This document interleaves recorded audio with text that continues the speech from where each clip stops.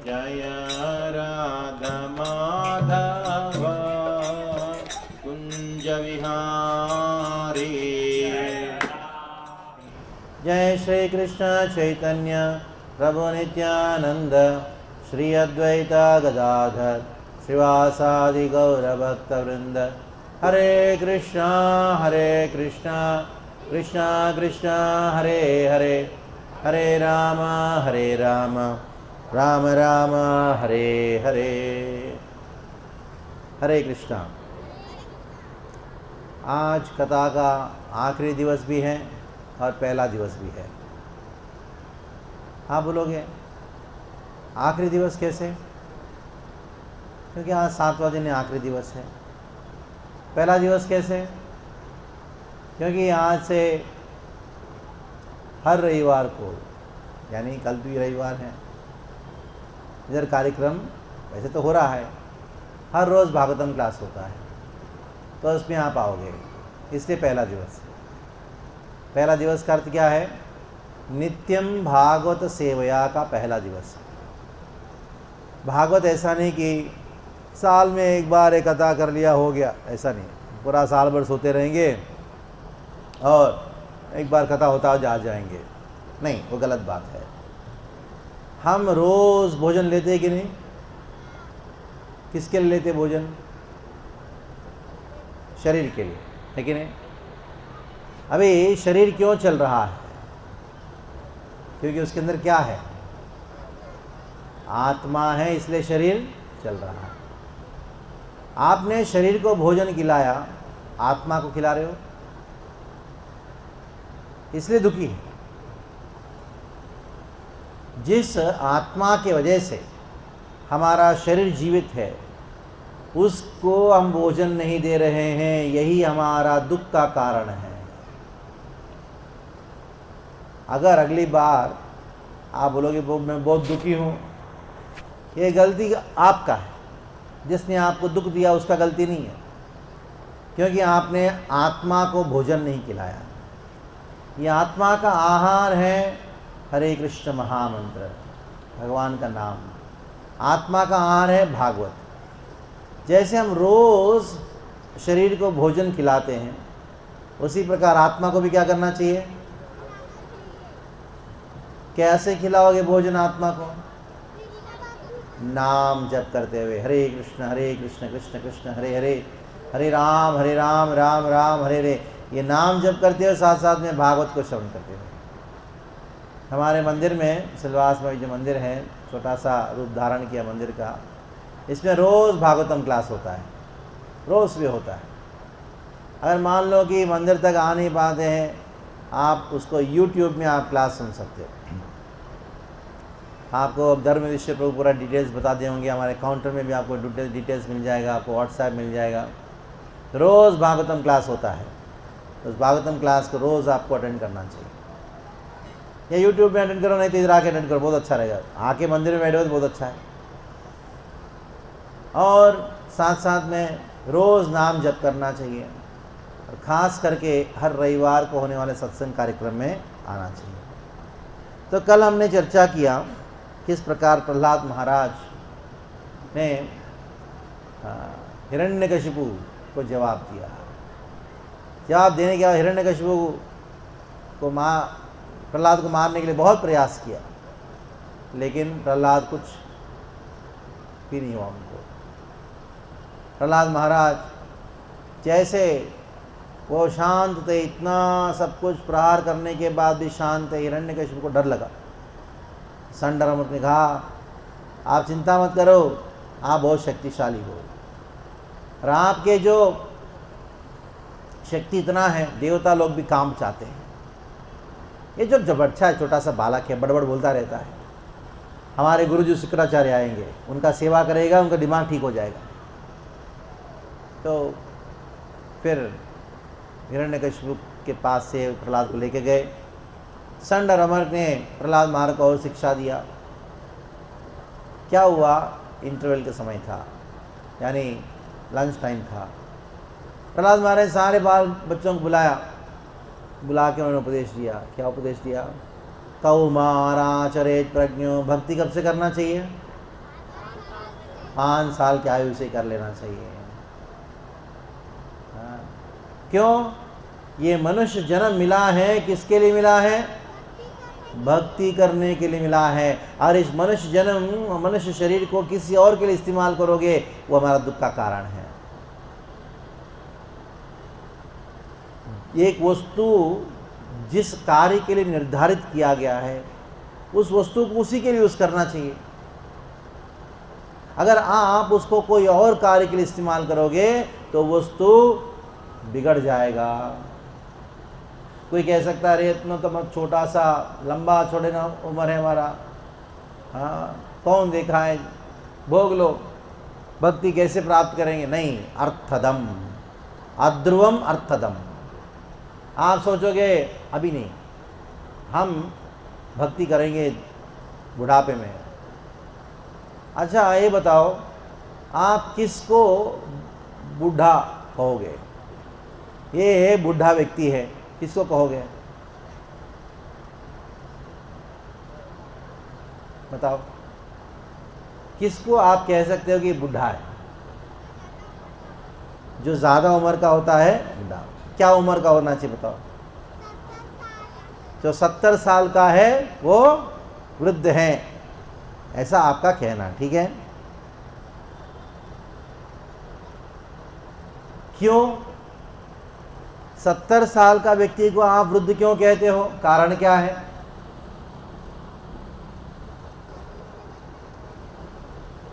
सोचिए सोचिए, इसका जवाब कौन देता है? नहीं देख सकते। आप ये 70 साल का व्यक्ति को वृद्ध क्यों कहते हो?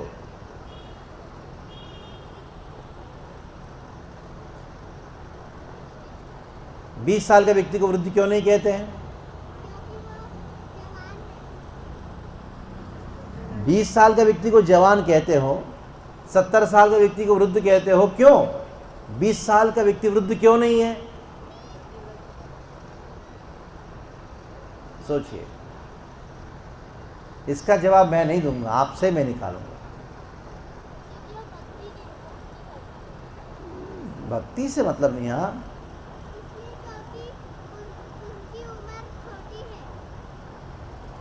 उनकी उम्र छोटी है, 70 साल भी छोटी हो सकती है ना। आप ऐसे कैसे निर्धारित किया कि 70 साल का व्यक्ति वृद्ध है और 20 साल का व्यक्ति युवा है?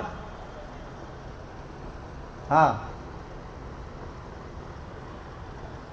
कि उसकी, हाँ बोलिए, क्योंकि वो किसके नजदीक है? हाँ बैठिए। हम इस व्यक्ति को वृद्ध इसलिए कहते हैं क्योंकि वो, अब बताओ, हम में से मृत्यु के नजदीक में कौन है? कोई गारंटी है कि हम कल जिंदा रहेंगे? इसका अर्थ क्या बताओ? मृत्यु के नजदीक कौन है? सभी। अगर वृद्ध है, वृद्ध का अर्थ है कि मृत्यु के नजदीक में हैं, और हम सभी मृत्यु के नजदीक में हैं, तो कौन वृद्ध बताओ? सभी वृद्ध हैं। जब लोग कहते हैं ना ये भगवत गीता तो है, भागवत है, जब कर रहे हैं बुढ़ापे में करेंगे, अरे वो बुढ़ापा देखोगे कि नहीं वो भी मालूम नहीं तुमको। कम से कम कुछ लोग बुढ़ापे देखे हैं, तुम बुढ़ापा देख के बिना भी मर सकते हो। इसलिए आज ही करना। अगर हमारे जीवन में कोई इमरजेंसी है, तुरंत करने वाला अगर कोई चीज है वो है भक्ति। बाकी सब बाद में कर लो, चलेगा। इसलिए प्रहलाद महाराज ने कहा, अपने असुर बालकों को साथ में बैठा के बड़े प्रेम से कहा, खास करके जो मनुष्य जन्म, कहा भारत में कौमार आचरित प्रज्ञो धर्मान भागवतान। यहाँ शब्द के दौरान कहा कि जो इस भारत देश में जन्म लिया है, भारत देश में जन्म लेके कृष्ण भक्ति नहीं करना, नाम जप नहीं करना, उससे बड़ा दुर्भाग्य कुछ नहीं है। सब बहाना, मैं बच्चा हूं, मेरा बहुत टेंशन है, मेरा बहुत काम है, ये सब बहाना है। ये सब झूठ है। ये बहाना किसके लिए दे रहे हो? अपने आप को धोखा देने के लिए दे रहे हो। जब एक बच्चा पढ़ाई नहीं करने के लिए बहाना देता है, वो किसको धोखा दे रहा है? वैसे ही जब इतनी माताएं बैठी है, सब बड़े लोग बैठे हैं, आप बहाना बता दो ना, ये हम नहीं आ पाएंगे सत्संग में क्योंकि हमारे रिश्तेदार आए हुए हैं, झूठ है। मान लो आ भी गए, ये सब बहाना है। ये बहाना का अर्थ क्या है? जैसे एक बच्चा बहाना बनाता है पढ़ाई नहीं करने के लिए, स्कूल नहीं जाने के लिए, वो बहाना बना के किसको धोखा दे रहा है? वैसे ही हर एक बहाना, हर एक कारण जिसको मानते हो भक्ति नहीं करने की, जप नहीं करने की, वो सब एक बहाना है। बहाना का अर्थ क्या? खुद को धोखा देने की समान है। खुद को झूठ बोल रहे हो, खुद को धोखा दे रहे हो। नाम जप नहीं करने का जो बहाना है ना, आप सोचते होंगे कारण है, कारण नहीं है, बहाना। बहाना का अर्थ झूठ। मंदिर में नहीं आने का हर एक कारण बहाना है, और हर एक बहाना खुद का धोखा है।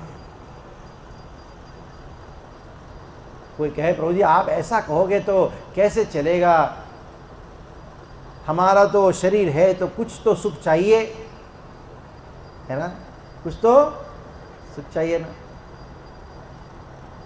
याद है मैंने कल क्या उदाहरण दिया आपको? ऐसा लगता है पूरा पंडाल में यही बच्ची बुद्धिमान है। हाँ, चलो बहन तुम आ जाओ, तुम स्टेज के ऊपर आ जाओ, तो माइक में बोलोगी तुम, चलो आ जाओ।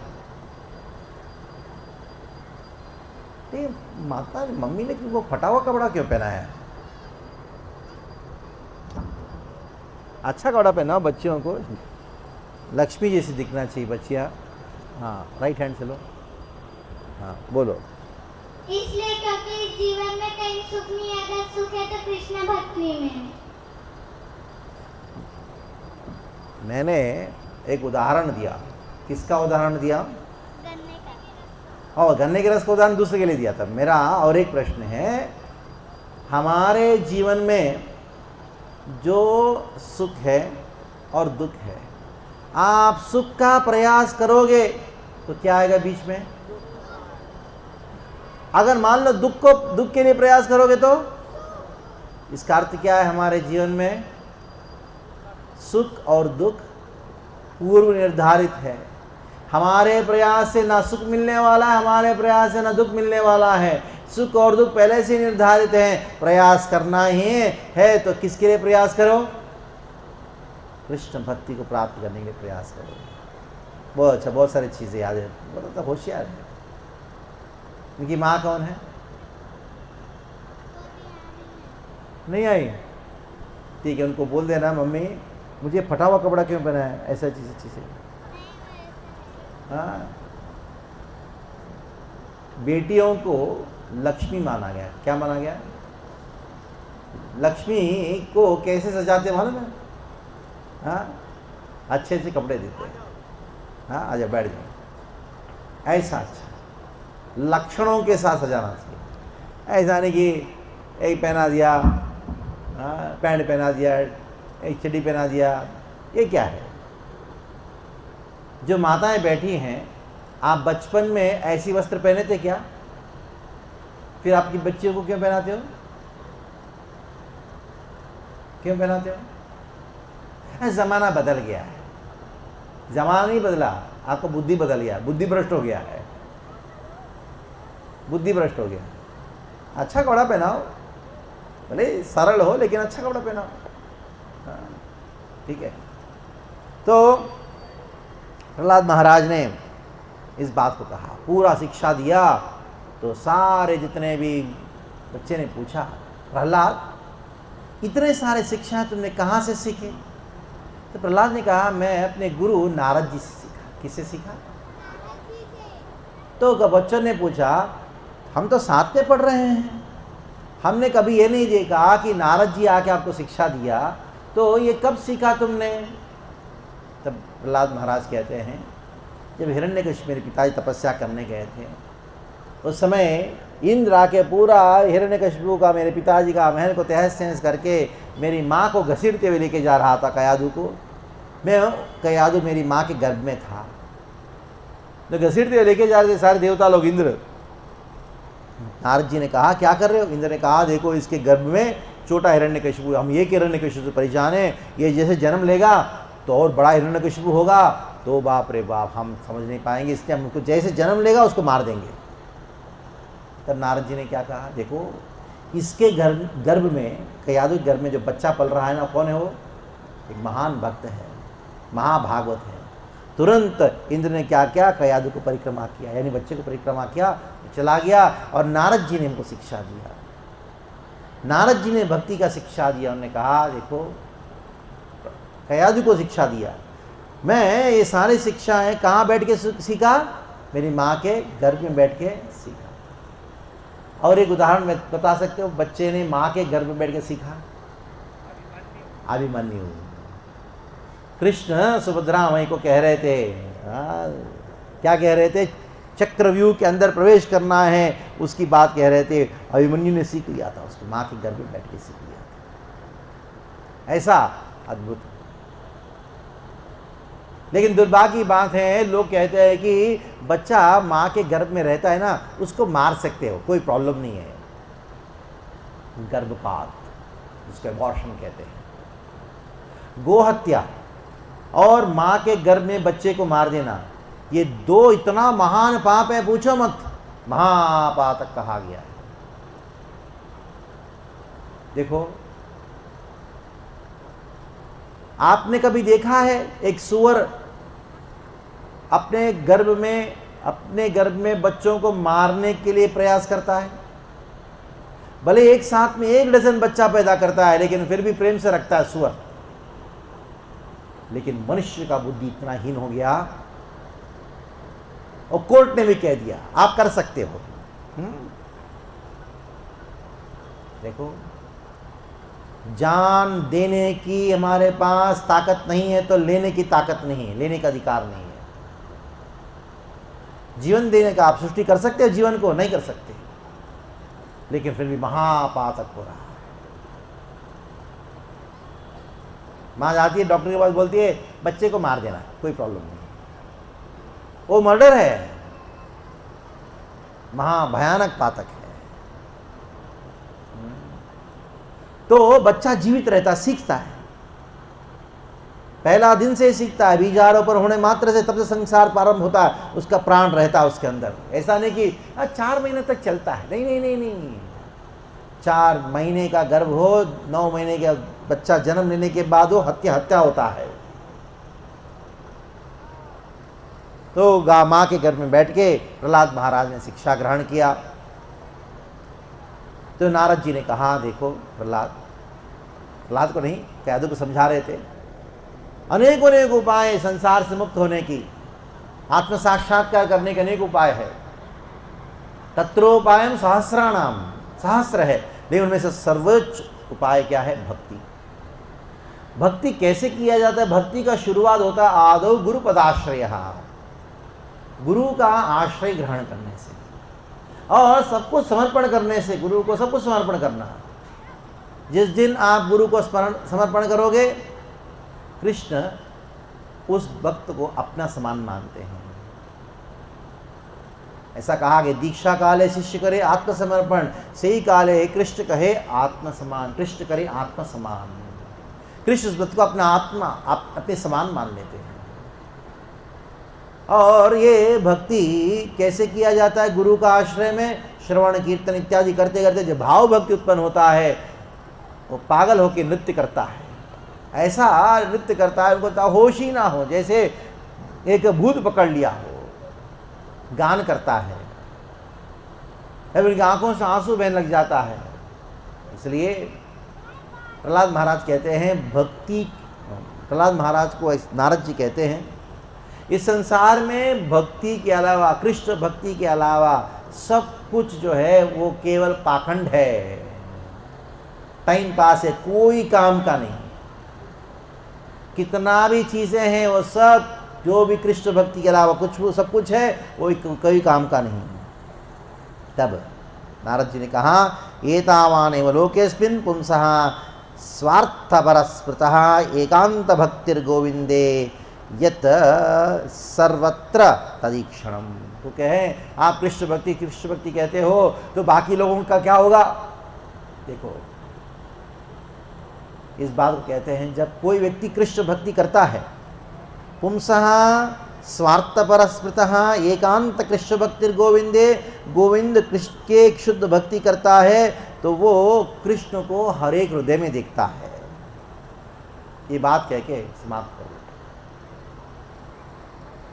जैसे नारद जी ने ये प्रवचन या प्रहलाद महाराज ने अपने असुर बालकों को कहा, नारद जी कहते हैं आता दैत्य सुता सर्वे, जितने भी दैत्य सुता सर्वे, जितने भी असुर बालक है, श्रुत्वा तद अनुवर्तिनम, श्रुत्वा सुन के, प्रहलाद महाराज को सुन के, अनुवर्तिनम, अनुवर्तिनम का अर्थ क्या है? प्रहलाद महाराज के जैसे करने लगे। प्रहलाद महाराज कीर्तन करने लगे और बाकी लोग भी कीर्तन करने लगे। और उस समय दोनों आए, शुक्राचार्य के पुत्र आए, आंखें देखा कि उनके गुरुकुल में संकीर्तन हो रहा है, कीर्तन हो रहा है। सारे बच्चे जो है नाच रहे, कीर्तन कर रहे, प्रहलाद महाराज कीर्तन बोल रहे, हरे कृष्ण गा रहे हैं। ये देख के घबराहट हुई। सीधा जाके उन्होंने क्या किया, हिरण्यकशिपु को जाके कहा क्या हो रहा है, देखो आपका बालक जो है बाकी बालकों को बिगाड़ रहा है, आप हमको दोष देते हो, अभी आपका बालक का दोष है, आपने ऐसे बालक का जन्म दिया है, हम क्या करें। जैसे हिरण्यकशिपु ने सुना, कोपावेश चलक घात्रः, उठ के खड़े हो गया। कोपावेश में इतना भयानक का कोप था, घात्र ऐसे पूरा शरीर कांप रहा था। पुत्रम हंतुम मनोदधे, बाकी लोग जो है इनको मारने के लिए प्रयास किया, मरे नहीं, तो मैं खुद मारूंगा। पुत्रम हंतुम मनोदधे, पुत्रम हंतुम का अर्थ क्या है? मैं पुत्र को मारूंगा करके मनोदधे, मन में ठान लिया। क्षिप्त्वा पौरुषावशः, दम बिल्कुल पौरुष वश में वचन करते हुए, उनके प्रहलादम अर्हणम, उनको प्रहलाद महाराज बहुत मासूम है, शांत हैं, भक्त हैं, उनको दंड देने की कोई आवश्यकता नहीं थी। फिर भी हिरण्यकशिपु इतना जोर जोर से चलते चलते कैसे आ रहा था मालूम है? एक सर्प जैसा। अहे क्षमाण पापेन, प्रहलाद महाराज के प्रति इतना पाप बुद्धि था कि हिरण्यकशिपु सर्प जैसा आ रहा था। उनका नज़र बहुत तिरछी नज़र था। प्रहलाद महाराज कैसे खड़े थे? उनके सामने दोनों हाथों को जोड़े, बद्धांजलि। हिरण्यकशिपु क्रोधित है और पूरा शरीर कांप रहा है। प्रहलाद महाराज एकदम बिल्कुल दोनों हाथ जोड़े हुए हैं। बद्धांजलिम अवस्थितम सर्प पदार्थ इवा, तो क्या हुआ, उनके जो सर्प के समान जैसे करता रहता है, ऐसा आके प्रहलाद महाराज को अपशब्द बोलना प्रारंभ किया। हिरण्यकशिपु कहा, क्या कहा? हे दुर्विनीता, मंदात्मन, कुलभेद करादमा, स्तब्धम मच्छासनो वृत्तम न्येषेत्वावद्यमक्षयम। हिरण्यकशिपु कहता है प्रहलाद को, हे दुर्विनीता। दुर्विनीता का अर्थ क्या है? तुम विनीत नहीं हो। पिता का बात मानना चाहिए पुत्र को, तुम मेरी बात नहीं मानते हो, इससे तुम दुर्विनीत हो, नम्र नहीं हो। मंदात्मन, मूर्ख। क्यों कहता मूर्ख? अगर मेरी बात सुनता है प्रहलाद, तुमको क्या मिलता मालूम है? इतना बड़ा राज्य मिलता है, ऐसा कोई राज्य आज तक पालन नहीं किया, पूरा विश्व का राजा बनता, इतना बड़ा संपत्ति मिलता। मेरी बात मानने, तुम बुद्धिहीन हो, मूर्ख हो, मेरी बात मान लोगे तो इतना बड़ा राजा बन सकते हो। कुलभेद करहा, हमारा इतना बड़ा सुंदर असुर कुल है और तुम कुल भेद करने वाले, तुम्हारे कुल को भेद कर दिया तुमने, तुमसे अलग सा बुद्धि और तुम दुष्ट हो, अधमा, नीच हो। स्तब्धम, मेरी बात नहीं मानते हो। मत शासनो वृत्तम न्येष्ये, मेरे शासन के विरुद्ध गए हो, इसलिए तुमको मैं आज तुम्हारा गर्दन काट के मैं कहाँ भेज दूंगा? यमक्षयम, यमलोक के भेज दूंगा। आप में कितने लोगों को याद है जब हिरण्यकशिपु विष्णु को निंदा कर रहा था, उस समय मैंने कहा था हिरण्यकशिपु के अनुसार एक अर्थ होता है और वाह, याद है, ये है, इसको बोलते बुद्धि, मेमोरी, बहुत अच्छा। सरस्वती माता के अनुसार और एक अर्थ होता है। जैसे हिरण्यकशिपु ने कहा कि त्रिशूल से मैं कृष्ण को मार दूंगा, भिन्न ग्रीवस्या, भिन्न ग्रीवस्या, त्रिशूल से मैं भिन्न कर दूंगा ग्रीव को, गर्दन को। लेकिन उसका और एक अर्थ क्या है? विष्णु के गर्दन के वजह से मेरा त्रिशूल जो है भिन्न हो जाएगा, छिन्न भिन्न हो जाएगा। वैसे इधर जब हिरण्यकशिपु कहता है हे दुर्विनीता, दुर्विनीता का अर्थ क्या है हिरण्यकशिपु के अनुसार? तुम विनीत नहीं हो, तुम दुष्ट हो। लेकिन दुर्विनीता का और एक अर्थ है सरस्वती देवी के अनुसार, ध्यान से सुनिए कि क्या अर्थ मालूम है? दुर का अर्थ है दुष्ट, विनीता का अर्थ क्या है? उसके प्रति भी बहुत नम्र पेश करता है। दुष्ट है लेकिन फिर भी प्रहलाद महाराज दुष्टों के प्रति भी नम्र होते हैं। और वो दुष्ट कौन है? खुद पिताजी। और उनके सामने पिताजी एकदम क्रोध में है, नाना प्रकार का अपशब्द बोल रहे हैं, लेकिन प्रहलाद महाराज दोनों हाथ जोड़ के शांति से हैं। दुर्विनीता। हिरण्यकशिपु कहता है प्रहलाद तुम मंद आत्मन हो, तुम्हारी बुद्धि मंद है। हिरण्यकशिपु के अनुसार, सरस्वती देवी के अनुसार अर्थ क्या है? मंदा करते बुद्धि जिसके कम होते हैं उनके प्रति भी आत्मन, उनसे भी प्रेम करने वाले हैं। वैसे देखा जाए हिरण्यकशिपु का बुद्धि कम है क्योंकि उन्होंने भक्ति नहीं किया। जो भक्ति नहीं करता वो बुद्धिहीन है, जो भक्ति करता है वो बुद्धिमान है। और ऐसे हिरण्यकशिपु के प्रति भी प्रहलाद महाराज ने प्रेम रखा। हिरण्यकशिपु प्रहलाद को मारना चाहते थे, लेकिन हिरण्यकशिपु से प्रहलाद ने प्रेम किया। हिरण्यकशिपु प्रहलाद से द्वेष किया, लेकिन प्रहलाद ने वैसे हिरण्यकशिपु से प्रेम किया। कुलभेद कराधमा, कुलभेद करा, हमारा असुर कुल है। सरस्वती देवी के अनुसार क्या है? ये कुल में विशेष है, स्पेशल है, कुल भेद है। बाकी हमारे कुल में सभी असुर आए, लेकिन ये प्रहलाद पता नहीं अलग से हो गया, महान भक्त हो गया। अभी हिरण्यकशिपु आगे कहता है प्रहलाद को, प्रहलाद क्रुद्धस्य यस्य कंपन्ते, जब मैं क्रोधित होता हूं ना सारे देवता लोग कांप जाते हैं। इंद्र, चंद्र, जितने भी देवता है सारे देवता लोग कांप जाते हैं जब मैं क्रोधित होता हूं। क्योंकि हिरण्यकशिपु इतना क्रोध को दिखा रहा था प्रहलाद के ऊपर, लेकिन प्रहलाद एकदम शांत है। और हिरण्यकशिपु में क्रोध बढ़ता जा रहा है। और ने कहा त्रयोलोके सुरेश्वरः तस्य मे भीतवान मूढ़ा शासनम किम बलोत्यगात्। जैसे मैं बोलता हूं सारे देवता लोग करते हैं, भयभीत होते, कांप जाते हैं, लेकिन इतना मैं क्रोधित हो रहा हूं तुम्हारे ऊपर, तुम इतने शांत हो, किसके बल पे इतने शांति से खड़े हो? क्या प्रश्न था? किसके बल पे तुम इतनी शांति से खड़े हो? और जैसे प्रहलाद महाराज ने इस प्रकार सुना, प्रहलाद महाराज शांति से कहते हैं पिताजी न केवलम में भवतश्च राजम सवै बलम बलिमदाम च परेशाम परे वरे में स्थिरजंगमाए ब्रह्मादयो ये नवशम प्रणीता। आपने पूछा, क्या पूछा मालूम है? क्या पूछा? किसके बल पे तुम इतने शांति से खड़े हो? पिताजी सुनो, मैं उसके बल पे शांति से खड़ा हूं जिससे आपको भी बल मिल रहा है। क्या कहा? न केवलम मैं, न मुझे ही नहीं, भवतश्च राजन।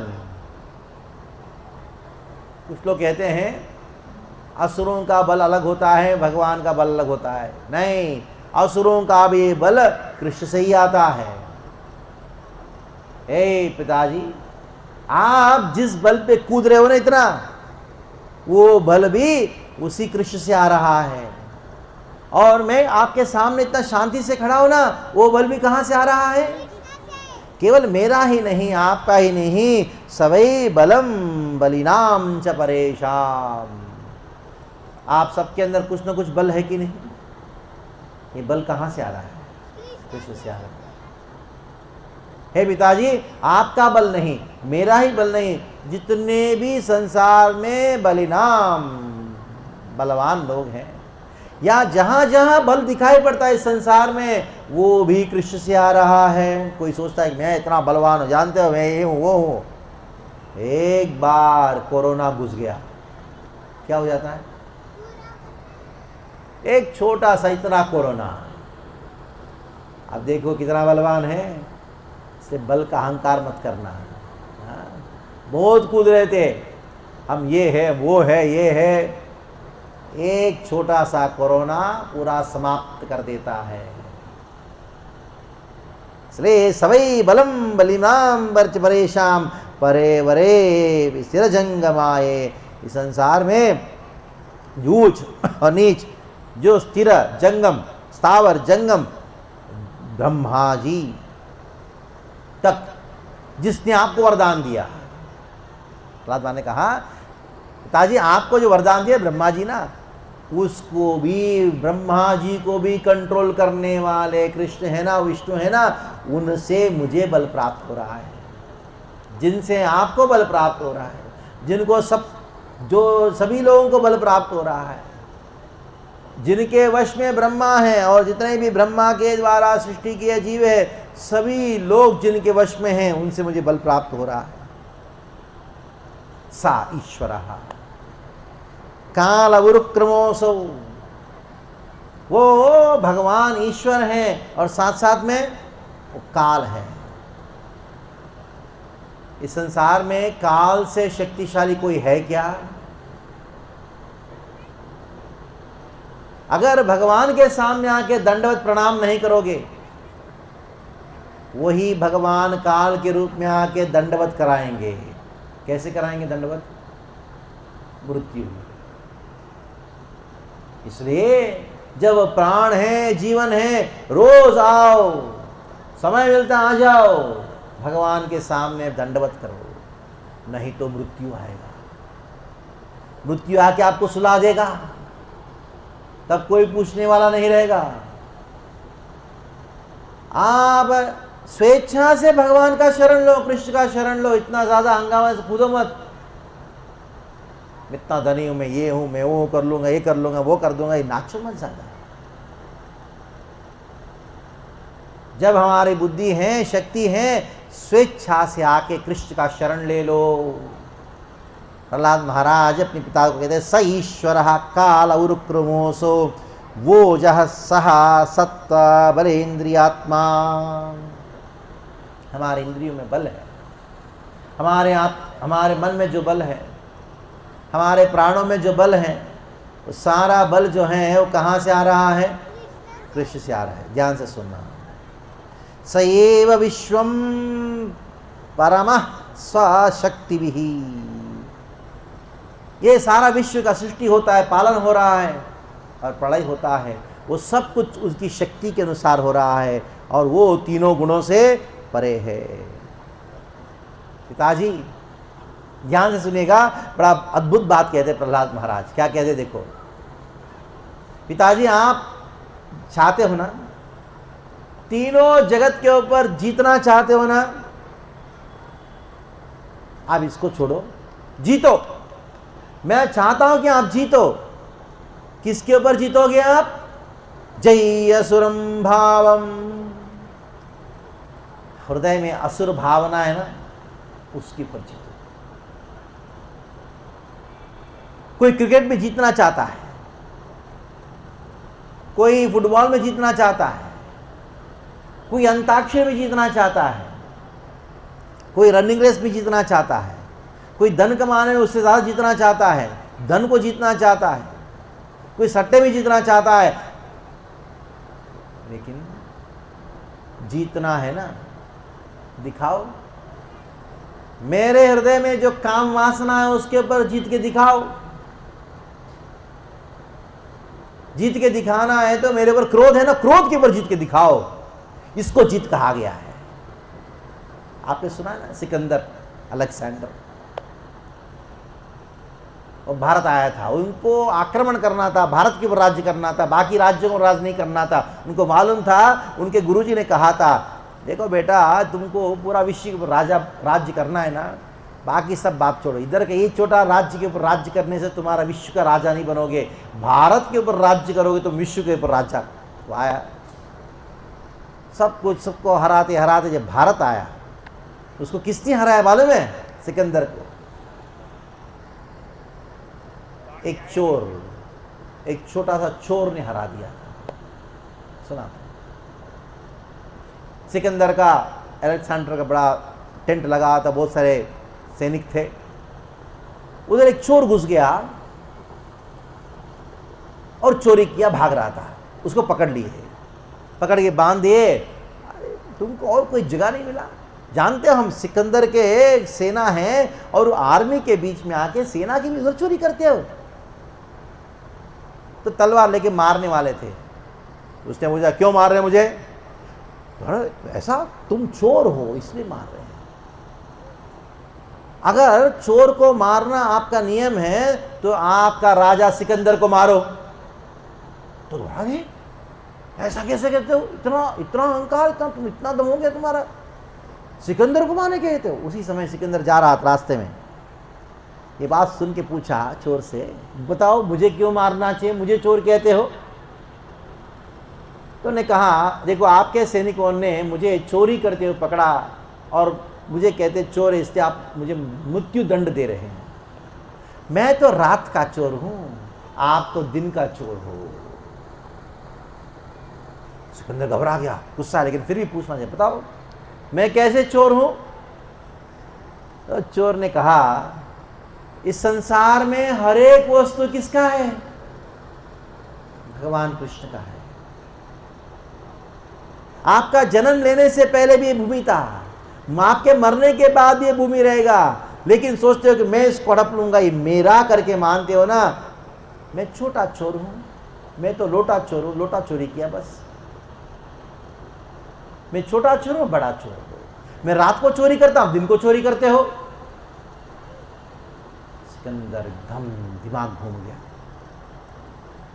उनके जितने भी सैनिक थे, उनका इसको छोड़ दो। रात को नींद नहीं आया। क्यों नींद नहीं आया मालूम है? ये देश में एक चोर को भी मालूम है। क्या मालूम है? सब कुछ किसका है? इस देश का चोर को भी इतना ज्ञान है, मैं इस देश के ऊपर राज्य नहीं कर सकता। इस देश में चोर को भी एक ज्ञान है कि संसार पूरा जो भी हर एक वस्तु है, हर एक रुपए, हर एक चीज, हर भूमि, सब कुछ कृष्ण का है। ईशावास्यमिदं सर्वम। ये चोर को भी मालूम है। ऐसी पवित्र भूमि में जहां चोर भी ज्ञानी होता है, उधर के ऊपर राज्य करना मेरे बस की बात नहीं। निर्णय कर लिया तो मैं वापस जाऊंगा। बाद में आने को कारण हुए, बहुत बीमार पड़ गया, तो वो तो राजनीति वाली बात है। वापस जा रहा था, रास्ते में, हिमालय के रास्ते से जा रहा था, उन्होंने देखा एक ऋषि तपस्या कर रहे थे। और सिकंदर ने उस ऋषि को देखा। सिकंदर ने उस ऋषि को देखा। बहुत तेजस्वी था, बहुत सुंदर भी था, बहुत शक्तिशाली था, बहुत बुद्धिमता तो दिखाई पड़ रहा था चेहरे से। तो सिकंदर ने कहा, इंतजार कर रहा था, अपने ध्यान से बाहर आएंगे। कुछ समय के बाद ऋषि ने आंख खोला। सिकंदर ने पूछा, आप इतना तेजस्वी हो, इतना शक्तिशाली हो, इतना बुद्धिमान हो, आप इस अकेले जंगल में बैठ के, पेड़ के नीचे बैठ के क्या कर रहे हो? और ऋषि ने क्या किया, सिकंदर को हट ऐसा बोला। बहुत गुस्सा है सिकंदर को, एकदम क्रोध में, आवेश में आ गया। तब मुस्कुराते हुए ऋषि ने कहा, देखो मैंने खाली ऐसा हाथ को क्या किया, ऐसा हट करके बोला, तुम्हारा शरीर कांपने लगा, क्रोधित हो गए हैं। तुम चाहते हो ना, पूरा विश्व के ऊपर जीतना चाहते हो ना, सारा विश्व को कंट्रोल करना चाहते हो ना, मैं उससे बड़ा कार्य करने बैठा हूं इधर। अपने अंदर जो काम, क्रोध है, उसको कंट्रोल करने के लिए प्रयास कर रहा हूं। ये करके दिखाओ। समस्या प्रहलाद महाराज कहते हैं, जय असुरम भावम इमं त्वम आत्मनः। ये जो आसुरी प्रवृत्ति है ना तुम्हारे अंदर, या आपके अंदर आसुरी प्रवृत्ति है, उसके ऊपर जय प्राप्त करो। समम मनो ध्वस्त न संति विद्विषः। देखो, समम मनः, मन को सबके प्रति समान भाव रखो। ये मेरा दुश्मन है, ये मेरा मित्र है, ये मित्र, पहले मित्रता भी दुश्मन बन गया। ये सब चीजों से मन को हटा दो। ध्वस्त न संति विद्विषः।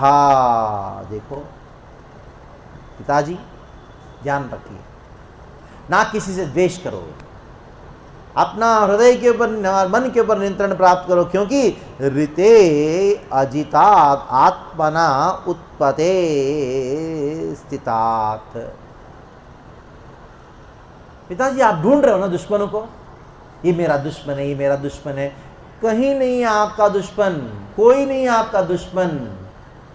आपको अपने दुश्मन को ढूंढने की कहीं जरूरत ही नहीं है, क्योंकि वो दुश्मन आपके मन में ही बैठा है। क्योंकि जो अनियंत्रित मन है, अनकंट्रोल्ड माइंड है, वही मेरा दुश्मन है। भगवद्गीता में भगवान ने इस बात को कहा, बंधुरात्मानात्मानत्तस्य येनात्मैव आत्मना जितः अनात्मानस्य शत्रुत्वे वर्तेत आत्मैव शत्रुवत्। कृष्ण भगवद्गीता में क्या कहा? अनात्मानस्तु शत्रुत्वे। मेरा शत्रु कौन है? मेरा मन ही है। अनियंत्रित मन मेरा शत्रु है। Uncontrolled mind is my enemy. आप कोई और दुश्मन को ढूंढने जा रहे हो, वो मन जो नियंत्रित नहीं है आपका दुश्मन है। तद्दी अनंतस्य महत् समर्पणम। इसलिए मन को नियंत्रण करो। कैसे कर पाओगे? महत् समर्पणम, भगवान का भजन करो, पूजा करो।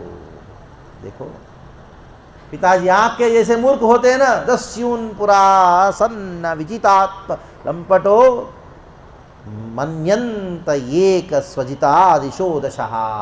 मूर्ख लोग सोचते हैं कि मैंने दशो दिशाओं को जीत चुका हूँ, मैं ये जो पृथ्वी के ऊपर जीत चुका हूँ, मैं क्रिकेट में जीत चुका हूँ, या मैं फुटबॉल मैच में जीत लिया है। ये सब मूर्ख है जो सोचते हैं कि मैं जीता। जो हमारे मन में बैठे हुए जो 6 चोर है, दस्यून डकाइट है, 6 डकाइट है। कौन है हमारे मन में, हृदय में? काम, क्रोध, लोभ, मोह, मद और मात्सर्य।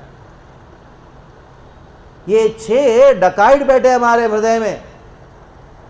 अगर सच में जीतना चाहते हो उनको जीतो, मारना चाहते हो उनको मारो। कहीं और जो उधर उधर जो व्यक्ति को मारने के लिए जा रहे हो, ये तुम्हारी मूर्खता है। हृदय में रहने वाला जो डकाइट है उसको जीता नहीं, और आप सोचते हो कि मैंने 10 दिशाओं को जीत लिया है। जितात्मनो जनस्य समस्य देहिनाम। जिसने जितात्मनः, जिसने मन के ऊपर नियंत्रण किया, आपने 6 जो डकाइत हैं हमारे हृदय में, उनको जो जीत लिया ना, वो वास्तविकता में सबको जीत लिया। सबका हृदय को जीत लिया है, उनका कोई दुश्मन नहीं होता। ये जितने भी आप पिताजी आप दुश्मन मानते हैं विष्णु को, मुझे दुश्मन करके मान रहे हो ना, ये सारे चीजें हैं माया के द्वारा निर्मित है। ये बात सुन के हिरण्यकशिपु को और गुस्सा आया। हिरण्यकशिपु ने कहा, व्यक्तम त्वं मृत्यु कामोसी।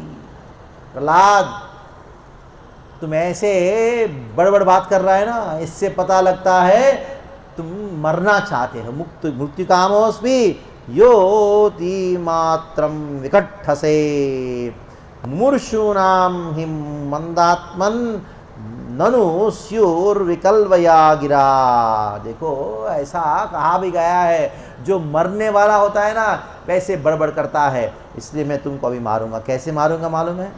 सुनो प्रहलाद, ये बताओ, यस्त्वया मंदभाग्योक्तो, मंदभाग्योक्तो, मुझे पता लग गया तुम्हारा भाग्य मंद है। मेरी बात सुन लेता, मुझे प्रणाम कर लेता, बस मुझे प्रेम करता, मैं क्या नहीं करता तुमको। मैं, ये पूरा राज्य तुम्हारा ही तो है, लेकिन तुम्हारा भाग्य, इससे तुम इस प्रकार की बातें कर रहे हो। मदन्यो जगदीश्वरः, मेरे अलावा इस संसार में और कोई ईश्वर है तो क्वासौ, कहाँ है वो? यदि सा सर्वत्र कस्मात् स्तंभे न दृश्यते, दिखाया, ये खंभ दिखाया। अगर वो सर्वत्र हैं, क्योंकि तुमने पहले कहा है तुम्हारा विष्णु हर जगह है, मैंने पूछा ना कहाँ है, उसका जवाब में तुमने क्या कहा था? मेरा विष्णु भगवान कहाँ है? हर जगह है। अगर हर जगह विष्णु है, कस्मात् स्तंभे न दृश्यते, ये स्तंभ में क्यों नहीं दिखाई पड़ रहा है? सोहम विकट्टमानस्य, मैं क्या करूंगा? तुम्हारा शिरहा काया धरा में, तुम्हारा सर को धड़ से अलग कर दूंगा, गर्दन काट दूंगा, सर अलग हो जाएगा, तुम्हारा शरीर अलग हो जाएगा। गोपायते हरिस्वाद्या, देखता हूं तुम्हारा विष्णु कहाँ आएगा, देखता हूं तुम्हारा विष्णु कैसे आएगा और तुमको रक्षण करेगा। यस्ते शरणम इप्सितम, जिसको तुमने शरण लिया ना, आने दो, रक्षा करने दो। मैं क्या करता हूं? ऐसा देवम दुरुक्ते मुहुर आर्धयन रुषा, इस प्रकार बड़ बोलते हुए, बड़े क्रोध से बोलते हुए, रुषा सुतम महाभागवतम महासुरः, ये महासुर हिरण्यकशिपु ने क्या किया? सुतम महाभागवतम। प्रहलाद महाराज कौन है? महाभागवत, महान भक्त है। खड्गम, एक हाथ में, राइट हैंड में खड्ग लिया, तलवार लिया। प्रज्ञोत्पत्ति तो वरासनात्, वरासनात् सिंहासन से नीचे उतरा। स्तंभम तदाधादिद अतिबला स्वमुष्टिना, अपने दूसरे हाथ में मुष्टि बना के सीधा जाके खंभ को क्या किया? धाड़ करके जोर से जैसे मारा। तदैव तस्मिन् निनदो अतिभीषणो, तदैव तस्मिन् तुरंत निनदः, निनदो, ऐसा भीषण भयानक आवाज आया, भयानक ध्वनि आया।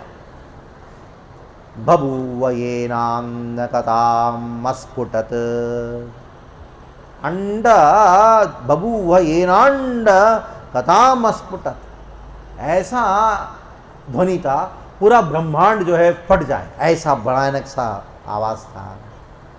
यम वै स्वदिशोपयोपगतं तो अजादयः, सारे देवता लोग, ब्रह्मा इत्यादि सारे देवता एकदम घबरा गए और सोचने लगे उनके स्वधाम जो है सब एकदम बिल्कुल वो फट रहा है, टूट रहा है। स्विक्रमणम पुत्र वदेप्सितुर्रोजसा, अचानक हिरण्यकशिपु ने देखा, क्या देखा? बड़ा सा प्रकाश देखा। जो है प्रहलाद महाराज को मारना चाहता था ऐसा हिरण्यकशिपु, उन्होंने ऐसा दृश्य देखा, ऐसा प्रकाश देखा जो देख के चमत्कृत हो गया। ऐसा ध्वनि आज तक हिरण्यकशिपु ने सुना नहीं था। अंतःसभायां न ददर्श तत्पदम, पूरा सभा में ढूंढ रहा था कहाँ से आवाज आ रहा है, उनको दिखाई नहीं पड़ रहा था कोई। पूरा एकदम बिल्कुल ऐसा प्रकाश छाया हुआ था। वितस्तुरेने सुरारियूतपा, सारे जितने यूतपा, जितने भी अन्य असुर थे वो भयभीत हो गए। तब एक बड़ा सुंदर श्लोक आता है। इस श्लोक को याद करने वाले श्लोक है। ये श्लोक बड़ा अद्भुत श्लोक है, पूरा नरसिंह लीला का सबसे महत्वपूर्ण श्लोक है। 7वां स्कंद का 8वां अध्याय का 17वां श्लोक है। तो मेरे बाद सब बोलेंगे। नरसिंह देव का प्राकट्य का श्लोक है। सत्यं विधातुं सत्यं विधातुं निजभृत्य भाषितं सत्यं विधातुं निजभृत्य भाषितं। सभी लोग जोर से बोलिए। सत्यं विधातुं निजभृत्य भाषितं निजभृत्य भाषितं व्याप्तिं च भूतेषु व्याप्तिं च भूतेषु अखिलेषु चात्मनः अखिलेषु चात्मनः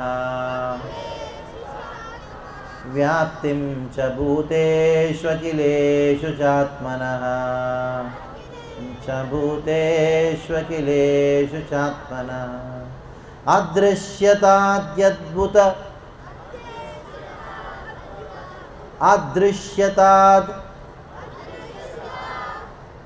अदृश्यताद्यद्भुत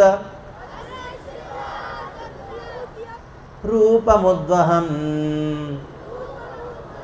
स्तंभे सभायां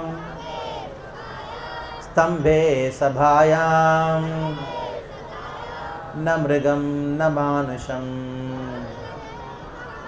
न मृगं न मानुषं। आपको याद है हिरण्यकशिपु ने क्या वरदान मांगा सब ब्रह्मा जी से? बोलो।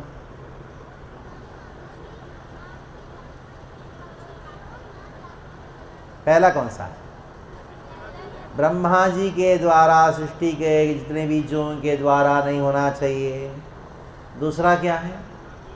ना अंतर, ना दिन को रात को, ना अंदर ना बाहर, ना पृथ्वी पे ना अंबरे, ना कोई आयुधेय ही आयुध से नहीं, ना नरेर ना नर से ना मृग से, और ना उरगई ही मृगों से भी नहीं होना चाहिए। और मेरा मृत्यु जो है ना दिन ना रात को होना चाहिए। ये वरदान जैसे मांगा ब्रह्मा ने तथास्तु किया। अभी उस वरदान को भी ध्यान में रखना चाहिए और साथ साथ में प्रहलाद महाराज की वाणी को भी सत्य करना है। सत्यम विधातुम निजभृत्य भाषितुम। तो इधर बड़ा सुंदर प्रश्न है। नरसिंहदेव प्रकट हुए, किसके लिए प्रकट हुए बताओ? प्रहलाद को रक्षा करने के लिए, ठीक है। प्रहलाद महाराज को जब हाथी के नीचे डाला गया था वो टाइम में हिरण्यकशिपु क्यों नहीं आया? सर वो टाइम में नरसिंहदेव क्यों नहीं प्रकट हुए? सोचने वाली बात है कि नहीं? प्रहलाद महाराज को मारने के लिए हाथी के नीचे डाला था, तो प्रहलाद महाराज को रक्षा करने के लिए वो टाइम में नरसिंहदेव क्यों नहीं आए? अभी क्यों आए? प्रहलाद को रक्षा करने के लिए आना था, वो टाइम में भी रक्षा करने के लिए आना चाहिए था, क्यों नहीं आए? क्योंकि नरसिंहदेव प्रहलाद महाराज को रक्षा करने के लिए प्रकट नहीं हुए। इस श्लोक में कहा गया है सत्यम विधातुम निजभृत्य भाषितुम। भृत्या का अर्थ क्या है? सेवक। निजभृत्या अपना सेवक, भाषितुम का अर्थ क्या है? बोला हुआ वचन। प्रहलाद महाराज कृष्ण के भृत्य है, भक्त है। उन्होंने क्या कहा हिरण्यकशिपु को बताओ? हिरण्यकशिपु पूछा तुम्हारा भगवान कहाँ है? प्रहलाद ने कहा सर्वत्र है। तब हिरण्यकशिपु ने कहा क्या अगर सर्वत्र है तो ये स्तंभ में है? तो प्रहलाद महाराज ने कहा मुझे दिखाई पड़ रहा है, इधर है, स्तंभ में है। अगर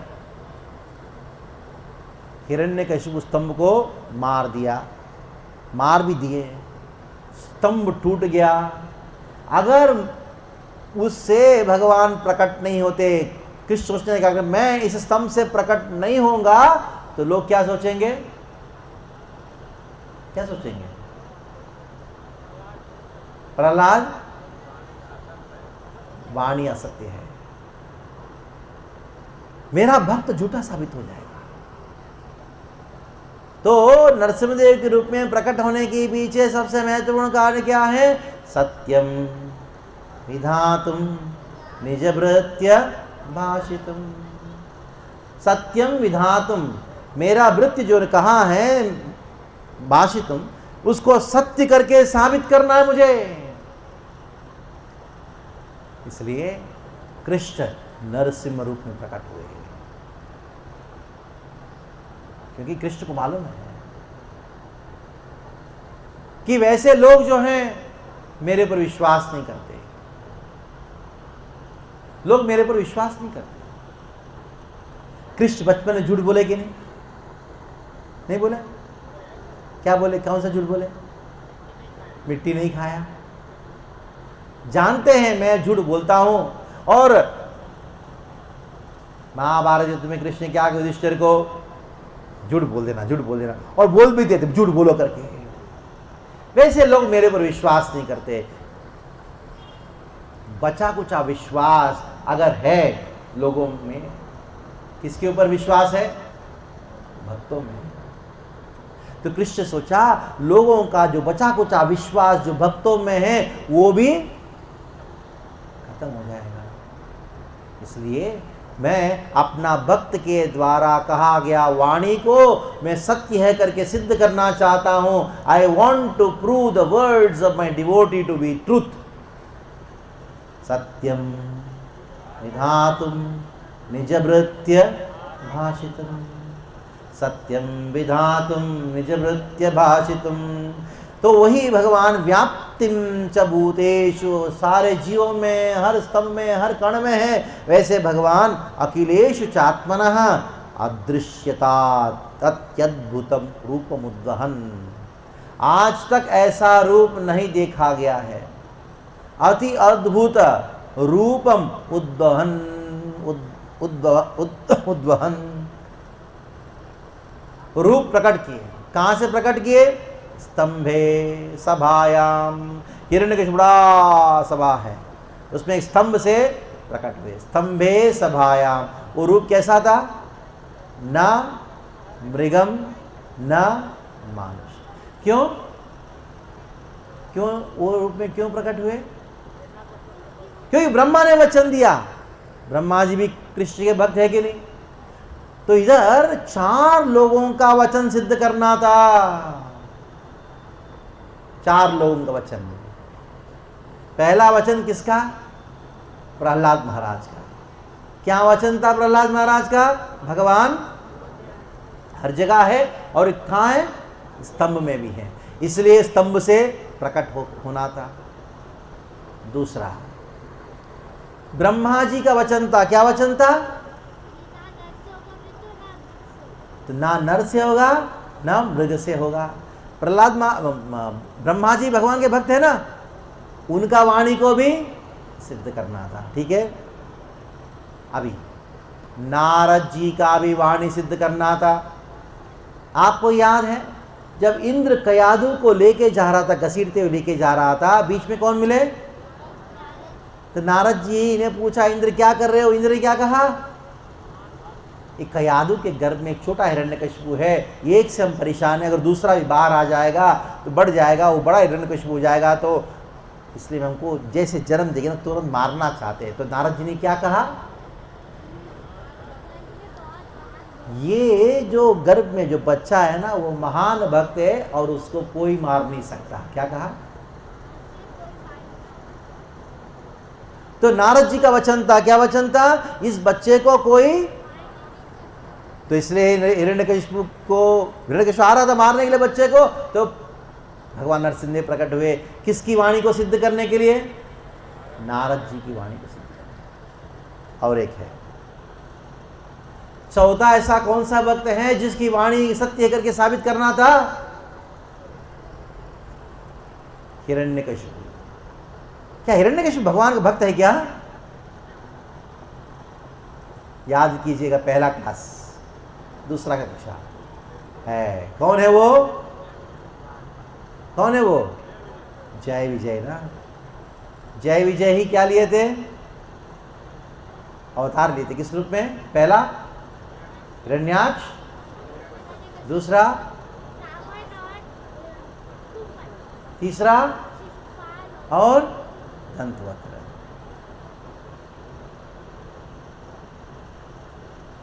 तो ये जय विजय किसके भक्त है?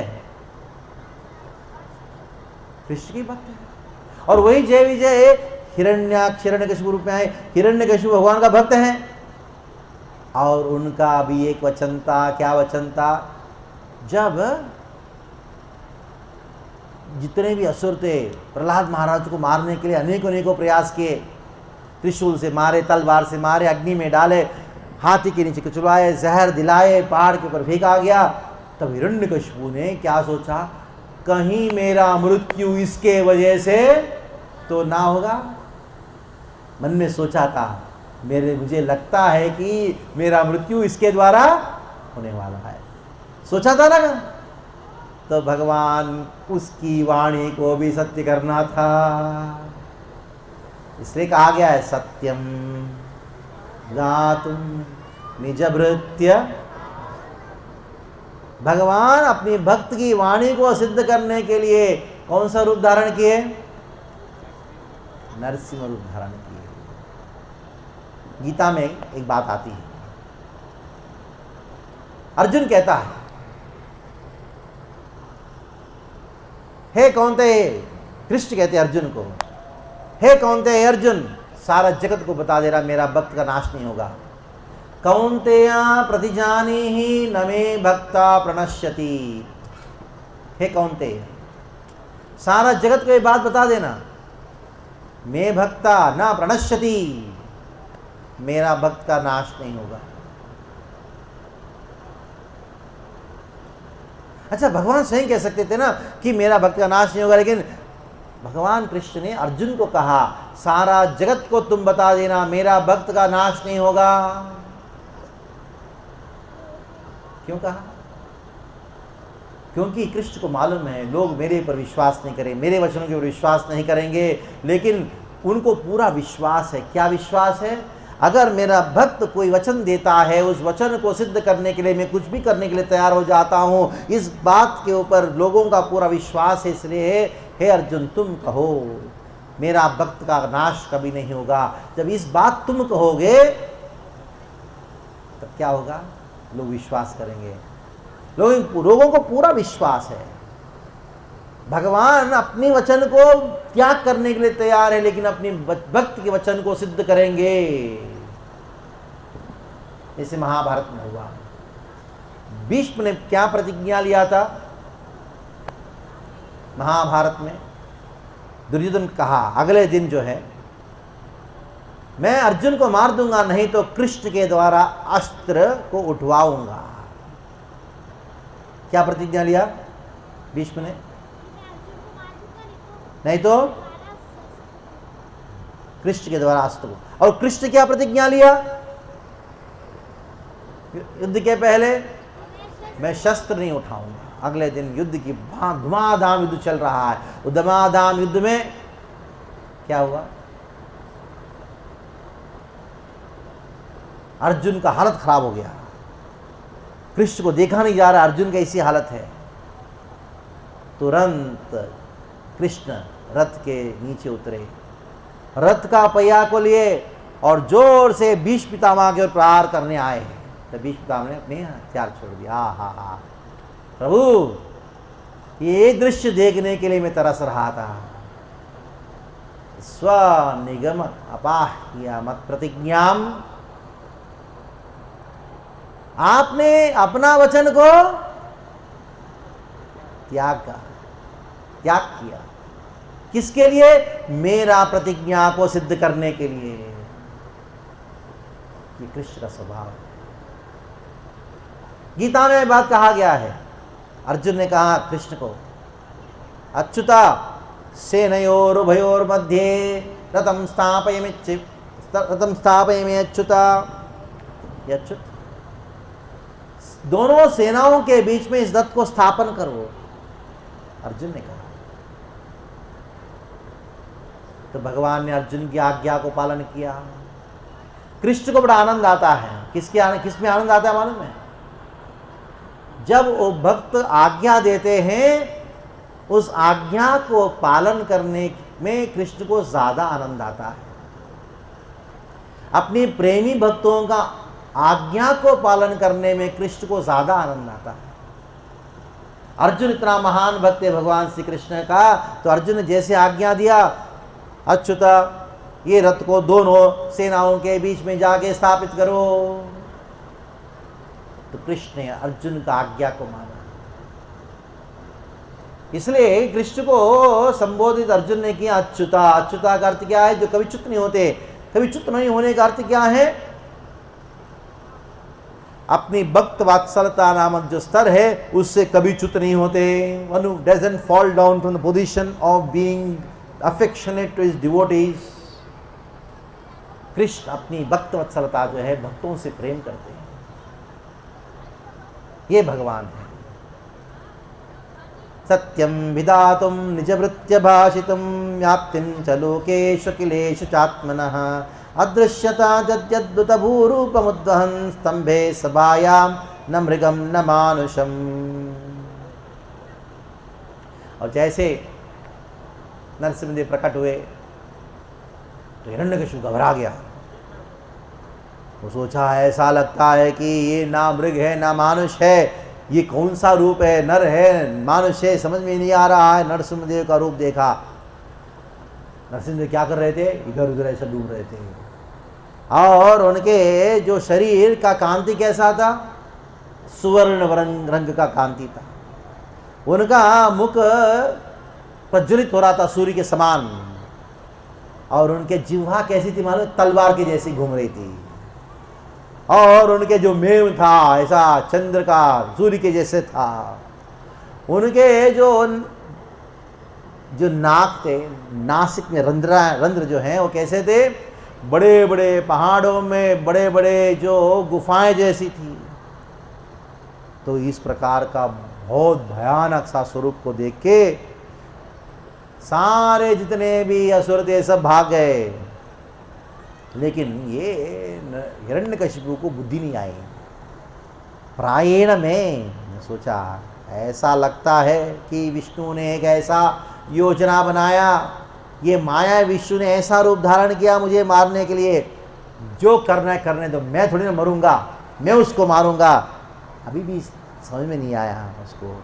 एवं भ्रमस्तम, मैं उनको मारूंगा, उनका विष्णु का सारा प्लान चौपट कर दूंगा, ऐसा बोलते हुए प्रहार किया। नरसिंहदेव को प्रहार किया। नरसिंहदेव ने क्या किया? अचानक ठाड़ करके पकड़ लिया। कैसे पकड़ लिया? जैसे एक गरुड़ सर्प को पकड़ लेता ऐसा पकड़ लिया। एकदम बड़ा छटपटा रहा था हिरण्यकशिपु। तो कभी कभी क्या करता है गरुड़? वो सांप को पकड़ लेता है ना, छोड़ देता है। तो नरसिंहदेव ने हिरण्यकशिपु थोड़ा छोड़ दिया। हिरण्यकशिपु ऐसा लगा, देखा मुझसे डर गया इसलिए छोड़ दिया, मुझे डर गया, मुझसे डर गया। सारे देवता लोग घबरा गए, अरे कहीं ये असुर नहीं मरेगा तो हमारा क्या होगा।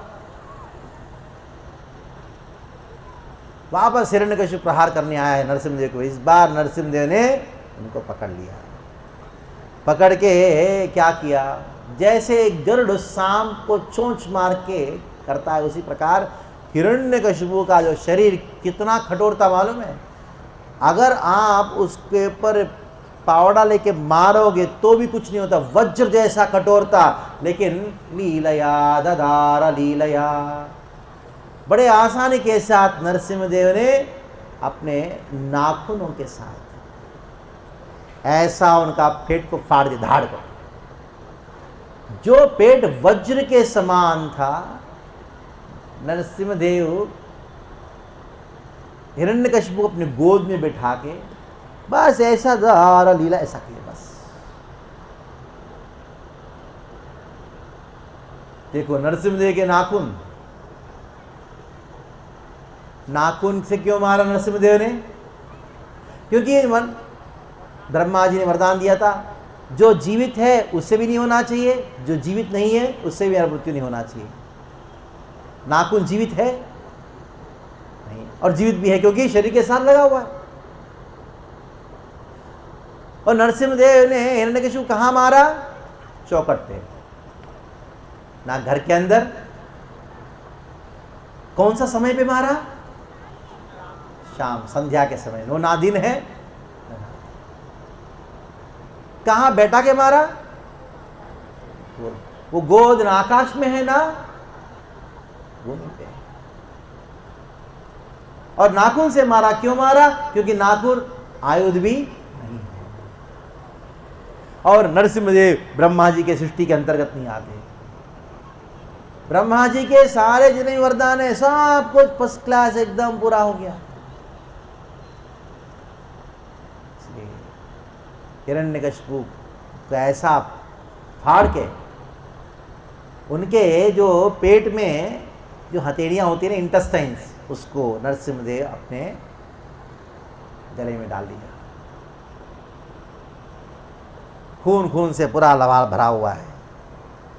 नरसिंहदेव ने सोचा मैंने इसको मारा है, ये राजा है, ये राज्य भी मेरा है। जाके सीधा सिंहासन में बैठ गए नरसिंहदेव। बहुत क्रोध में है, अत्यंत क्रोध में है। और एक कारण था, भगवान को सब अर्पण किया जाता है, भक्त भगवान को अर्पण करते हैं। हिरण्यकशिपु ने सोचा कि ये तो मेरा भक्त है, जिसको मारा ना मेरे भक्ति है, मर गया, इसको क्या अर्पण करने का। जिस सिंहासन में मेरा भक्त बैठा है ना, मैं उधर जाके बैठना चाहता हूं। दो अर्थ है। हिरण्यकशिपु कौन है? जय विजयी तो है। अर्पण करने तक क्यों इंतजार करने का? कभी कभी क्या होता है मालूम है, आपके घर में कोई गेस्ट आता है ना, जब तक आप पेट में बना के नहीं दोगे तब तक खाओ बोलोगे, तब तक खाएंगे नहीं। आपके घर में आपका बच्चा क्या करता है? सीधा जाके अपना अधिकार मानता है, किचन में जाके सीधा उठा के खा जाएगा। वैसे ही इस लीला में नरसिंहदेव ने हिरण्यकशिपु का जो सिंहासन है उसको अपना अधिकार माना। क्योंकि हिरण्यकशिपु कौन है? तो मेरा ही तो है, मेरा ही भक्त तो है। जाके बैठ गए। लेकिन फिर भी उनको बहुत क्रोध था, भयानक क्रोध था। तब जितने भी देवता लोग हैं नजदीक में आए, दूर भी नहीं जाए, नजदीक भी जा नहीं पा रहे थे। इतना क्रोध था, ऐसा लग रहा था कहीं नरसिंहदेव उनको भी ना मार दे। ब्रह्मा जी, सारे शिव, जितने भी सारे देवता लोग हैं एकत्रित होके नरसिंहदेव को शांत करने के लिए स्तुति करने लगे। क्या स्तुति करने लगे? ब्रह्मा जी का एक स्तुति पढ़ के समाप्त करेंगे आज का। नमोस्तनंताय दुरंत शक्तये विचित्र वीर्याय पवित्र कर्मणे विश्वस्य सर्ग स्थित संयमान गुणे स्वलीलया संधदे अव्ययात्मने। सारे देवता लोग एक एक श्लोक बोलने लगे। शिव जी एक श्लोक कहे, सारे देवता लोग एक एक श्लोक कहने लगे। तो ब्रह्मा जी एक श्लोक कहते हैं, नमोस्तनंताय दुरंत शक्तये विचित्र वीर्याय पवित्र कर्मणे विश्वस्य सर्ग स्थिति संयमान गुणैः स्वलीलया संधदे व्ययात्मने। हे प्रभु, पता नहीं आपका क्या लीला है। ब्रह्मा जी कहते हैं, हे प्रभु, आप पता नहीं आपका क्या लीला है। मैं आपको प्रणाम करता हूँ। आपने कुमारों को क्रोध दिलाया और आपने आपके ही भक्तों को पतन कराया और आपने ही अपने भक्तों को असुर बनाया और आपने ही अपने भक्त ब्रह्मा का द्वारा क्या किया? वरदान दिलाया और आपने ही अपने भक्त को एक असुर के परिवार में जन्म दिलाया और आपने ही अपने भक्त को बहुत कष्ट दिया और आपने ही अपने भक्त को रक्षा करने के लिए और एक भक्त को मारा। कौन है वो दूसरा भक्त जिसको मारा? जय विजय। क्या सीरीज है? कुमारों को क्रोध दिलाया। किसने दिलाया? कृष्ण ने दिलाया। जय विजय को पतन कराया। किसने कराया? बोलो, कृष्ण ने कराया। जय विजय को अपने भक्त थे भगवत धाम में, वैकुंठ में, उनको असुर बनाया। किसने बनाया? और ब्रह्मा जी के मुख से हिरण्यकशिपु को वरदान दिलाया। किसने दिलाया? ये सब कृष्ण का लीला है। अभी वही भगवान ने अपने भक्त प्रहलाद को किसके घर में जन्म दिलाया? असुर के भक्त में। और वो असुर के रूप भक्त घर में प्रहलाद महाराज को जन्म दिलाया। और वो प्रहलाद महाराज उनके भक्त है, महान भक्त है, लेकिन कितना कष्ट दिलाया। और वही प्रहलाद महाराज को रक्षा करने के लिए स्वयं भगवान रूप में प्रकट हो गए और एक भक्त को मार। इसलिए आपका जो लीला है सबको मोहित करने वाला हमें, इसलिए आपका जो विचार है, आपका जो प्लान है, कोई नहीं समझ सकता। हाँ, अनंत शक्तये, आपकी शक्ति अनंत है। दुरंत कर्मणे, आपके जो शक्तियों के द्वारा सृष्टि स्थिति प्रलय सब कुछ करते हो, कोई जान नहीं सकता आपके विषय में। तो ब्रह्मा जी प्रार्थना करते हैं। एक स्टोरी सुनाता हूँ, बड़ा सुंदर स्टोरी है। सारे देवताओं ने खूब प्रार्थना किया। कल हम मिलेंगे वापस, पंडाल नहीं रहेगा लेकिन प्रवचन रहेगा शाम। हर संडे को कार्यक्रम होता है, उसमें प्रहलाद महाराज की प्रार्थनाओं को सुनाऊंगा। लेकिन एक ऐसे मजेदार स्टोरी है। तो क्या हुआ, सारे देवता लोग नरसिंहदेव प्रकट हुए देखने के लिए आ गए, अपने अपने वाहनों में आ गए। शिव जी का वाहन कौन सा है? नंदी। कार्तिकेय का वाहन कौन सा? वैसे सब लोग अपने अपने वाहन में आ गए, सारे वाहन तेज तेज आया। लेकिन ये एक व्यक्ति है जिसका वाहन बहुत धीरे चलता है। कौन है वो? अभी प्रहलाद महाराज ने स्तुति किया, नरसिंहदेव शांत हो गए, लेकिन पता नहीं सच में शांत है कि नहीं मालूम नहीं। अभी देवता लोग नजदीक में जाने में डर रहे हैं। सारे देवता लोग हैं, लेकिन लास्ट में कौन आए? गणेश जी आए। कौन से वाहन में आए? मूषिक वाहन में। जैसे आए मूषिक वाहन में, तूने रूप देखा, किसको देखा? नरसिंहदेव को देखा। बड़ा अद्भुत रूप था। ऐसा रूप पूछो मत, ये देख के भाव विभोर हो गए गणेश जी। भाव विभोर होके मूषिक वाहन के ऊपर खड़े होके नृत्य करने लगे। ऑलरेडी मूषिक है बेचारा, और उसके ऊपर गणेश जी, इतना बड़ा पेट वाले गणेश जी, वो भी क्या कर रहे? अभी वो सहन नहीं कर पाता, ऐसे ऐसे करके धाड़ कर गणेश जी गिर पड़े। जैसे गिर पड़े, नरसिंहदेव क्या करने लगे? अट्टहास, हा हा हा हा कर हंसने लगे। तो नरसिंहदेव को हंसते हुए देख के सारे देवताओं ने सोचा हाँ अभी शांत हो गए। तब नरसिंहदेव ने गणेश जी को बुलाया, बुलाई, कहा तुमने मुझे हंसाया, मैं तुमको आशीर्वाद देता हूं। वास्तविकता में विघ्न विनाशक मैं हूं, ये डिपार्टमेंट तुमको देता हूं। जिस समय नरसिंहदेव प्रकट हुए, लीला किए, उस समय से गणेश जी विघ्नहर्ता बने। इसलिए गणेश जी आज तक नरसिंहदेव के ऊपर ध्यान करते हैं। यत्पाद पल्लव युगम विनिधाय कुंभा द्वंद्वे प्रणाम समये स गणाधिराजा विघ्नान् विहन्तमलमस्य जगत्त्रयस्य गोविंदमादि पुरुषं तमहं भजामि। गणेश जी हमेशा नरसिंहदेव के ऊपर ध्यान करते हैं। और वही गणेश जी ने क्या किया? कौन सा ग्रंथ का रचना किया गणेश जी? व्यासदेव बोलते जा रहे थे तो कौन सा ग्रंथ को रचना किया? किसको? मालूम नहीं? व्यासदेव बोलते जा रहे थे और गणेश जी क्या कर रहे थे? क्या बोलते जा रहे थे? क्या लिखा? क्या? महाभारत। और महाभारत के अंतर्गत क्या आता है? भगवत गीता आता है। महाभारत के अंतर्गत भगवत गीता।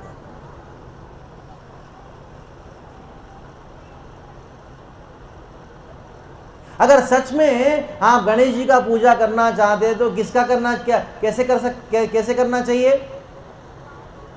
गीता पढ़ के।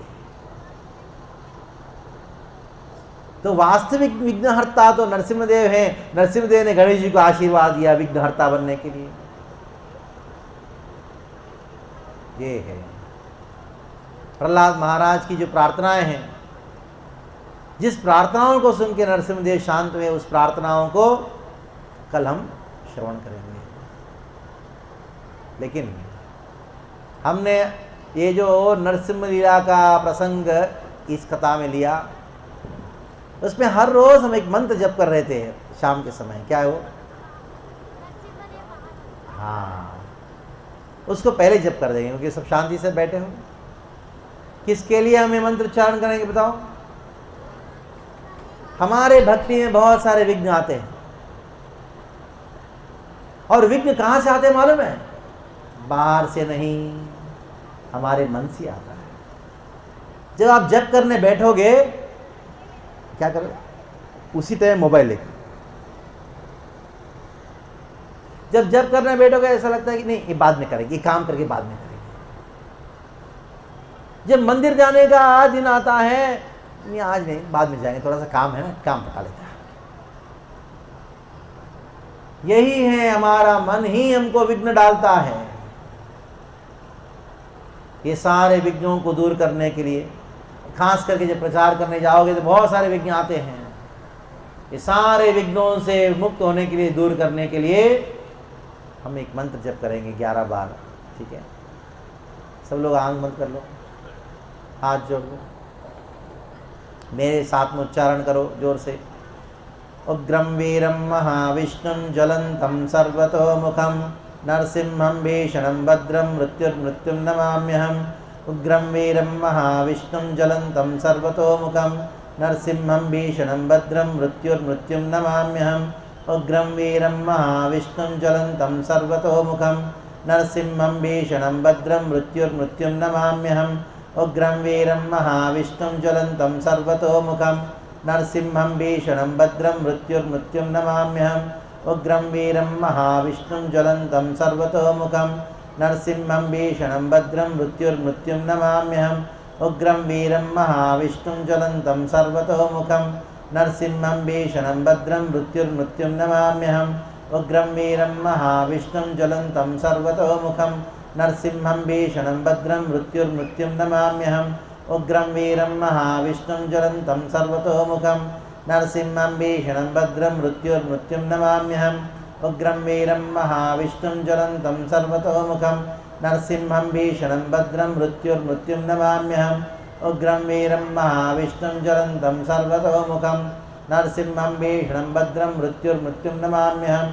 उग्रं वीरं महाविष्णुं ज्वलन्तं सर्वतोमुखं नरसिंहं भीषणं भद्रं मृत्युर्मृत्युं नमाम्यहम्। आप सब लोगों ने प्रण लिया। क्या प्रण लिया है? क्या प्रण लिया? जपमाला लिया है कि नहीं? हाँ, क्या प्रण लिया? 2 माला कम से कम, और 2 को 4 करना, 4 को 6 करना, धीरे धीरे से बढ़ाते बढ़ाते 16 माला करना, ये हमारा प्रयोजन है। तो मैं आप सबको विशेष आभार व्यक्त करना चाहता हूँ, खास करके धर्म युधिष्ठिर प्रभु और उनका सारा जो टीम है, भक्तों का टीम है, जिन्होंने इस प्रकार का सुंदर पंडाल कार्यक्रम आयोजन किया है। वैसे कलयुग में ऐसे कार्यक्रम का आयोजन करना आसान काम नहीं होता। अगर डिस्को पार्टी करोगे, कोई हास्य कवि सम्मेलन होगा, सब खूब आएंगे, लोग आएंगे, लेकिन आप सब इतनी भारी मात्रा में आए हो। खास करके मेरे प्रिय बच्चे सामने बैठ के श्रद्धा से भागवत कथा को श्रवण किए। मुझे ऐसा लगता है कि आज तक ऐसा भागवत कथा नहीं हुआ रहेगा जिसमें इतने सारे बच्चे बैठ के सुने होंगे। हाँ, कहीं भागवत कथा होता है तो क्या होता है, बड़े लोग क्या कहते हैं, हे बच्चे हट जाओ जाओ, कहीं भगा देंगे इधर उधर। लेकिन सिलवास के बच्चे बहुत अच्छे बच्चे हैं। तो इसके लिए मैंने धर्म युधिष्ठिर को निवेदन किया है, बच्चों का कार्यक्रम होगा हमारे मंदिर में, खास करके बच्चों के लिए। इधर कुछ माताएं हैं, मैं सुना हूँ बच्चों का कार्यक्रम लेते हैं, तो कब होगा क्या होगा वो सब चीज़ें धर्म युधिष्ठिर आपको बताएंगे। आप अपना नाम नंबर दे दिए होंगे, मुझे ख्याल है कि आप उसको फॉलो होगा। आप ये मत सोचो कथा का आज आखिरी दिन है, मैंने क्या कहा शुरुआत में, आज ये आखिरी दिन भी है और पहला दिन, क्योंकि आज से रोज भागवत सुनेंगे, रोज मंदिर आएंगे, नित्य रूप में आते रहेंगे। आप में से ऐसे कौन लोग हैं कि इस्कॉन का द्वारा आयोजित भागवत कथा में पहली बार आ रहे हैं? पहली बार, फर्स्ट टाइम, पहला सत्र है ना, काफ़ी पहली बार आ रहे हैं। बहुत धन्यवाद आप सबको। ये मंदिर आपका है, भगवान को मंदिर की आवश्यकता नहीं है, हमको आवश्यकता है।